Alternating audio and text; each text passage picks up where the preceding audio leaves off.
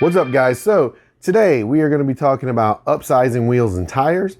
Wheels, there's a whole separate bunch of things to go into. I don't think I can do wheels and tires in the same video. And in this video, I really want to talk about tires.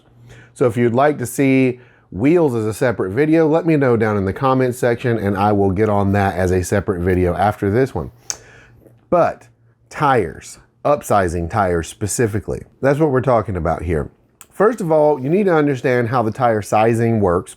So just a quick primer there. Every tire size is broken into 3 numbers. Your first number, generally a 3-digit number, is going to be your tread width. And this always ends in a 5. It's going to be like 195, 225, 305. That's going to be your tread width number. The second number after that is a 2-digit number. This is important to understand because this is not a sidewall height measurement. This is an aspect ratio, and the aspect ratio is basically telling you how much sidewall there is per amount of width. Why is that important and why is that different than just a straight sidewall measurement? Because it is relative to the contact patch, how wide the actual tire is.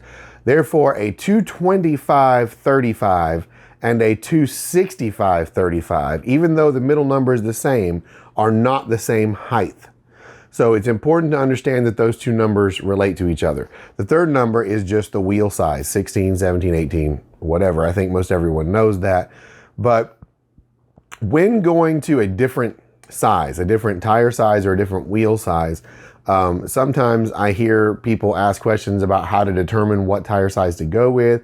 Is it just guessing? Are you just picking a number completely out of the air? And certainly you probably could, but if you want to make sure it's going to fit the car, there are a couple quick, easy little rules you can apply that aren't even going to require math, that you can just keep in the back of your head and deal with whenever you're looking at changing tire sizes. So, first of all, for every inch in diameter of wheel that you go up, drop the aspect ratio by 1 number if you're keeping the width the same. What I mean by that, and this is very obvious to see, look at the Grand Prix. The 16-inch wheel cars get 225/60/16s. The 17-inch wheel cars get 225/55/17s. Now, when I say drop it by a number, there is no such thing as a 54. It goes in increments of 5. So if you have a 60 and you're going up 1 diameter size, drop that to a 55. Or if you got a 55 to a 50, etc. So that's one easy thing that you can remember there. You go up 2 wheel sizes, drop it 2 sizes. So say you're going to keep 225s, but you're going from a 16 where it's 225/60 to an 18, then it would be a 225/50/18. That'll keep your overall diameter the same, which you may not want to do. If you're trying to go with the overall diameter to go something different, then obviously this does not apply to you. But most people, I think, are trying to keep their gearing about the same and trying to keep the fender well filled up. I personally do not like the looks of a smaller overall diameter on a Grand Prix because the wheel cutouts are so big that it just looks weird to me to have a small wheel tire package in that. So that's the first rule. Second rule, let's say you're going wider. How do you know what aspect ratio to pick? Simple rule of thumb, and I'll even include down in the description a link to a tire size comparator so that you can double check me on this. By all means, you don't have to take my word for it. But a simple rule of thumb is 2 up and 1 down will keep your overall diameter almost exactly the same. 2 up meaning 2 sizes up in width and 1 size down in aspect ratio. So if you have a 225/60/16, but you want a wider tire, but you want the diameter the same, go to a 245/55, and it's going to come out almost exactly the same. It's always 2 up, 1 down. And remember, in your widths, they're only come in that increment. It's always 225, 235, 245, 255. So up 2 numbers, down 1 of the aspect ratio. Now, if you just remember those 2 little rules, it makes it really easy to figure out what you want to do. For example, my car, I would like the 99 to eventually run 18s. But I also want wider contact patch because all of my previous cars have had wider tires under them. So easiest way to figure this out, what are we doing? We're going from a 16 to an 18. That's going up 2, so we need to drop the aspect ratio by 2.